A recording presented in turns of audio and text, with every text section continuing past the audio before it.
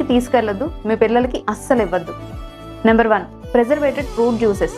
నిజానికి ఈ fruit జ్యూస్లన్నీ fresh ఫ్రూట్స్తో తయారు చేసినవి అయితే ఖచ్చితంగా కాదు. వీటిలో యాడమ్, హై షుగర్స్, ప్రిజర్వేటివ్స్ ఉంటాయి. రెండోది బిస్కెట్స్.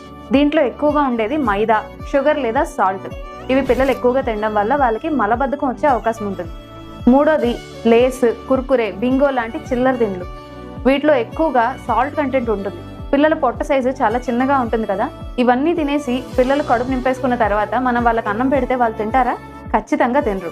నాలుగోది చాక్లెట్స్. ఈ చాక్లెట్స్లో హై షుగర్ అండ్ ఇంకా పామ్ ఆయిల్తో తయారు చేస్తారు. వీటి వల్ల పిల్లలకు వచ్చే న్యూట్రిషనల్ వాల్యూ 0. ఐదోది కూల్ డ్రింక్స్. ఈ కూల్ డ్రింక్స్లో కూడా హై షుగర్ అండ్ సోడా ఎక్కువగా ఉంటాయి. వీటి వల్ల fatty liver, kidney problems, dental cavities ఇంకా ఎన్నో హెల్త్ ఇష్యూస్ వస్తాయి. అందుకే వీటికి బదులుగా కోకోనట్ వాటర్, ఫ్రెష్ ఫ్రూట్స్ లేదా డ్రై ఫ్రూట్స్ లాంటివి ఎక్కువ తీసుకువెళ్తూ ఉండండి.